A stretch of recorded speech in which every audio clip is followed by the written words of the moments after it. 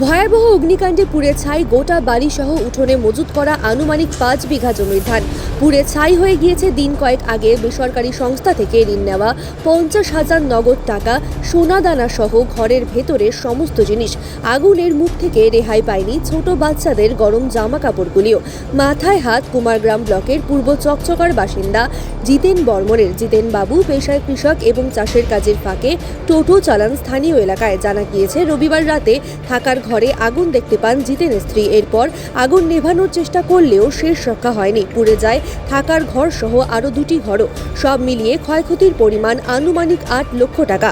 খবর পেয়ে ঘটনাস্থলে উপস্থিত হয় বারবিশা দমকল কেন্দ্রের একটি ইঞ্জিন এবং বারবিশা ফাঁড়ির পুলিশ। দমকল কর্মী, গ্রামবাসী এবং পুলিশের চেষ্টায় দীর্ঘ 3 ঘন্টার পর আগুন নিয়ন্ত্রণে আসে। দমকল সূত্রে জানা গিয়েছে বিদ্যুতের শর্ট সার্কিট থেকেই আগুন লেগেছে বলে প্রাথমিক অনুমান করছেন তারা।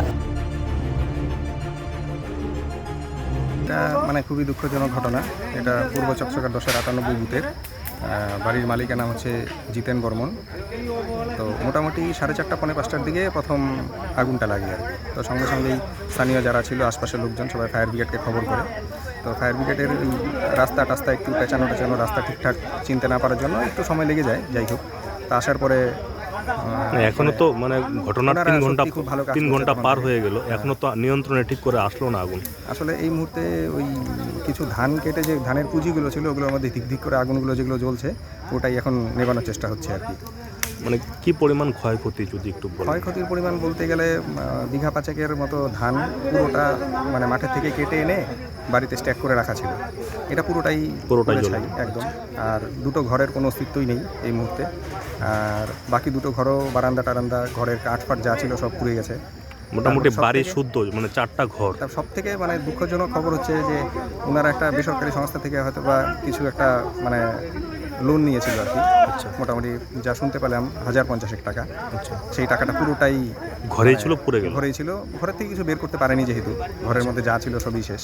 কিছু গয়নাগাটি ছিল সেগুলোও শেষ। সে পরিবারটা তো আজকে মাথা গোজার একটা ঠাঁই নেই এই পরিস্থিতি। এই মুহূর্তে পরিবারটি রাতটা কোথায় কাটাবে তারও কোনো উপায় নেই, জায়গা নেই। কি খাবে তারও কোনো ইসে নেই।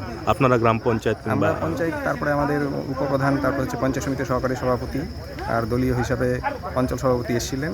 ওনারা পরিবারের সবার সঙ্গে কথা বলেছেন। এই মুহূর্তে রাতের ত্রিপাল দিয়ে এবং রাতের খাওয়ার ব্যবস্থা করা হবে। আর সঙ্গে সঙ্গে আমরা বিডিও সাহেবের সঙ্গে কথা বলি, অঞ্চলের যে আমাদের এনএস আছে ওনার সঙ্গে কথা বলি। আমি কথা বলার পরে ছবি বা ভিডিও সব কিছু পাঠিয়ে এখন পরিস্থিতি যে আজকে রাতটা আমরা যেভাবে হোক একটা ব্যবস্থা করছি। কালকে সরকারি স্তরে যতটুকু যা করা যায়, ক্ষতি তো যা ক্ষতি এটা তো বলার কিছু নেই। ক্ষতিপূরণ আমি জানি না ক্ষতিপূরণ বলে কিছু হয় কি না।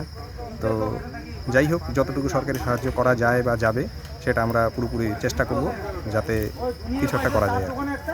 আপনার নাম? এবং আমার নাম কৌশিক দাস। আমি ভলকাবাড়ি 1 নম্বর অঞ্চলে 10-98 বুথের গ্রাম পঞ্চায়েত।